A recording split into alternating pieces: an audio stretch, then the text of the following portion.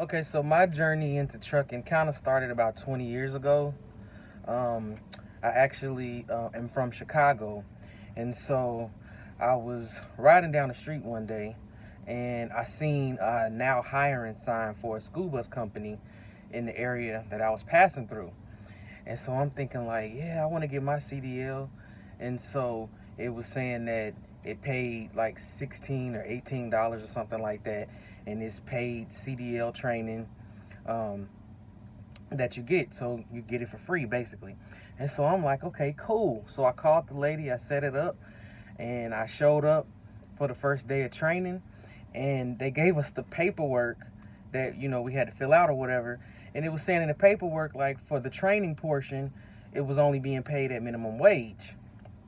And so at the time, this was back in 2000, minimum wage I think was like 4 or 5 something back then, and I'm like, it's no way in hell that I'm gonna work for no $4 or $5 an hour.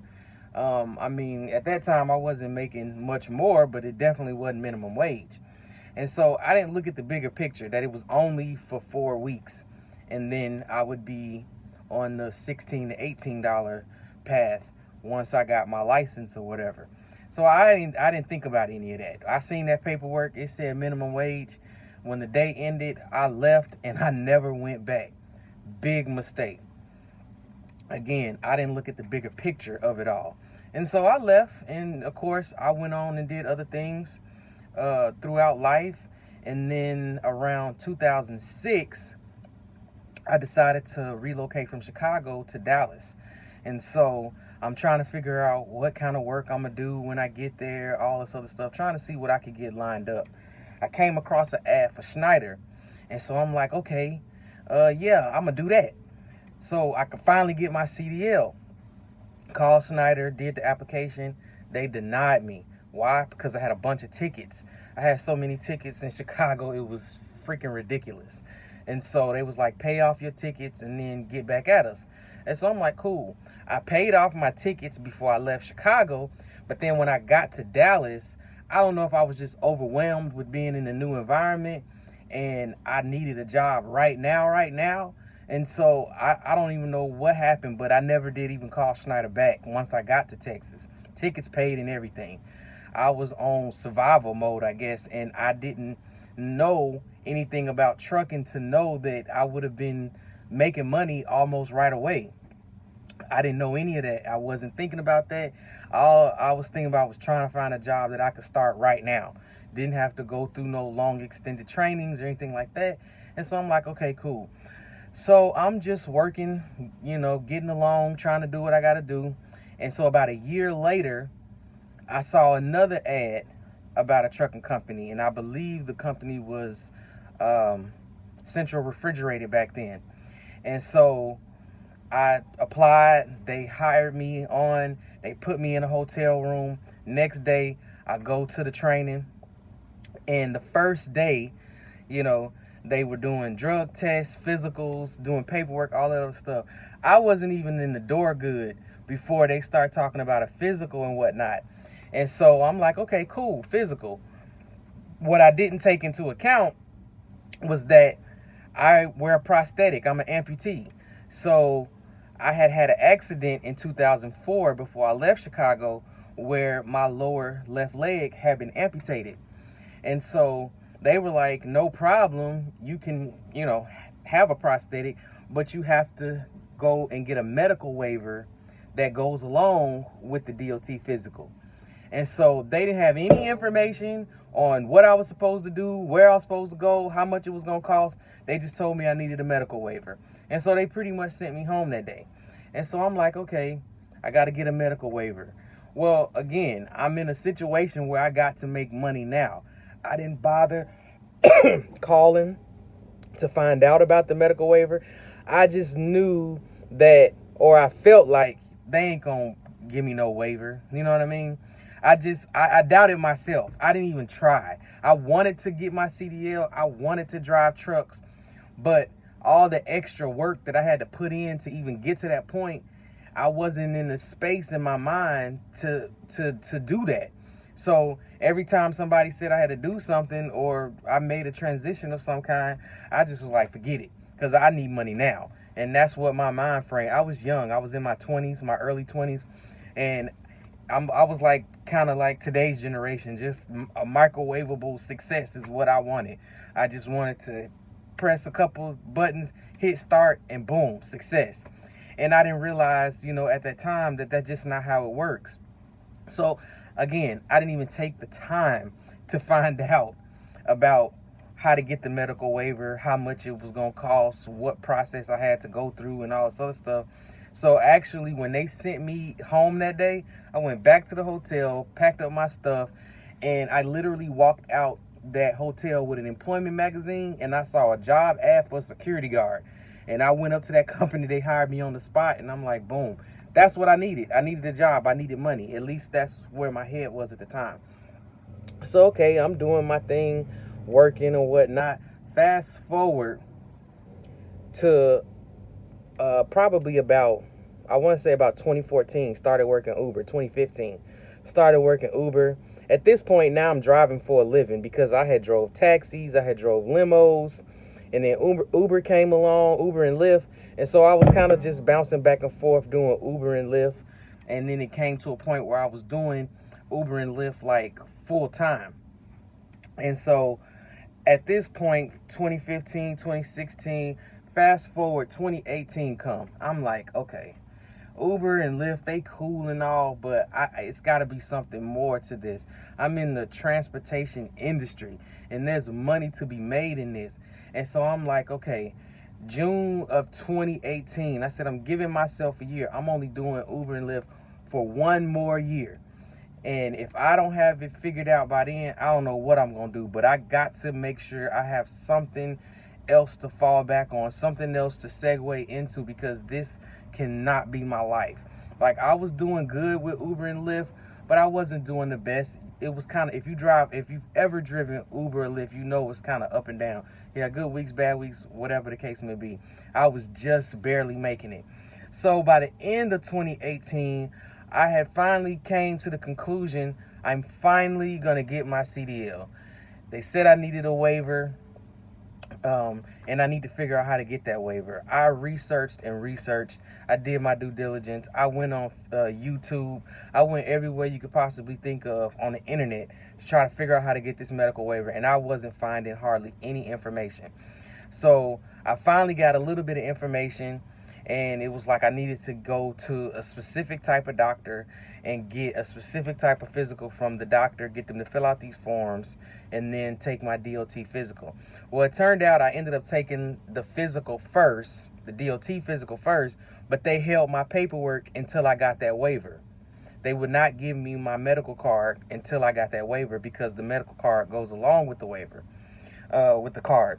And so I'm calling all around trying to find this specific type of doctor that I needed to go to. And I mean, this is over the course of weeks trying to find a doctor. Every doctor I was calling was like, what are you talking about? They didn't know nothing about no DOT, no medical waivers. They didn't know anything. And so I'm really, at this point, starting to kind of get discouraged. Like, dang, how come these people don't know anything about what I'm talking about? Like, it was at this point kind of devastating, because I'm like, I don't know what to do. I can't seem to get the answer. I done already spent like $60 on my DOT physical, and I'm like, man, somebody got to know something. So I'm making more and more phone calls, more and more phone calls. Finally, I had got in touch with a doctor's office over in Carrollton. And so they was like, yeah, just bring the paperwork, come on in, and we'll take a look at it and see if we can help you. So I had my appointment, went in, took the paperwork. She looked at it, and she was like, yeah, I think the doctor will be able to do this. And so I went back there. The doctor did the physical. He filled out the paperwork. It's only like maybe 10 questions on the whole. It was like 3 or 4 pages, but it was like 10 to 12 questions, maybe 15 questions. Just asking questions about my different abilities and things that I could do, couldn't do, whatever the case may be. So he filled out the paperwork. Cool. I take it back to the place, showed him the paperwork. They attach it to my DOT medical card. and they, give me all of my paperwork back. So now I got my DOT physical and my waiver. I send it over to the FMCSA, and then it took a couple of weeks for them to send me back a training certificate, a training waiver, so I could go to training. And so I'm doing all of this while I'm waiting on the training waiver. In the meantime, I linked up with a company out of Fort Worth, and it was free training. They pay you while you're in training, and at the end, they give you a job. They expect you to work for them in exchange for them not charging you for the training. And so I'm like, cool. The day I started the training was the day that the lady finally sent me the temporary waiver, because I'm thinking like I'm gonna have to end up rescheduling the class because they won't let you start without all of that. And so it just so happened, just my luck, because I stayed on her ass every other day calling, is it ready yet? Is it ready yet? Is it ready yet? And she just kept telling me I have other, people to work with. I'm getting to it as fast as I can. She was kind of rude a little bit, to be honest. But in any case, 6 o'clock, my training started at 7. She didn't send me the paperwork until 6 o'clock that morning. And I'm like, whoo, because I'm thinking I'm gonna have to call these people, tell them I can't come. I need another week or two waiting on this paperwork. Okay, bam. Went through the school. It was like 4.5 weeks. I took my test, passed the test, and I'm like, okay, yes, I'm ready to roll out with the trainer. No, DOT was like, we have to test you too. We have to give you a road test also. But because they don't have a whole lot of, it's not real common. I mean, you do see truck drivers with disabilities, but it's not a super common thing. So it's like one tester for the whole United States. So I had to wait in line basically. And it took about a month or so for him to get to me to come give me the road test. So I had to wait a little over a month before a DOT officer could come out and test me. So he finally came out and tested me, and I passed, of course. And then I finally was fully ready to go. Had my my DOT physical in hand, my license in hand, my medical waiver in hand. Everything was ready to go. Went out on the road with a trainer for 28 days. And then I came back, went solo, got the keys to my truck. And I've been driving trucks now for, almost 3 years. And so I'm like, in my mind, I'm thinking like, man, if I only had a sat at that school bus company for them 4 weeks, got that minimum wage payment, and then got my license, it's no telling what that step could have evolved into. Over 20 years, I could have been in the field now for 20 plus years and killing it with my own fleet of trucks or whatever the case may be. The sky would have been the limit, but I was so close-minded and I didn't look at the bigger picture. And so my advice to anybody that's wanting to get that CDL, have a desire to drive trucks, have a desire to be an owner-operator, or anything within the transportation industry, the trucking industry, or any field of career path at all, if you have a desire to do something, do it. Don't let nothing stop you. Don't let nothing deter you. If it's not focused on that, it don't matter. So you definitely have to pursue your dream and go for whatever it is that you're interested in right then and there. Don't put it off. Don't wait. Don't none of that. So that's my story. That's how I started driving trucks. I hope my story inspires somebody out there to go after their dreams and make it happen.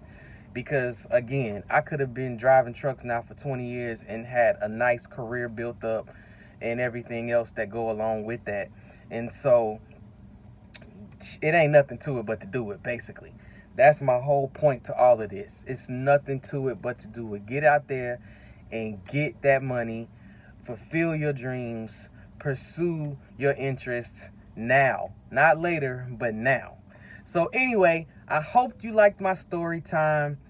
I got more videos to come after this. This is actually my first video, but I got more videos to come. My next video, I'm going to be talking about the different companies that I've worked for, and my experiences at those different companies. And I'm sure a lot of the names I'm going to throw out there, everybody has heard of.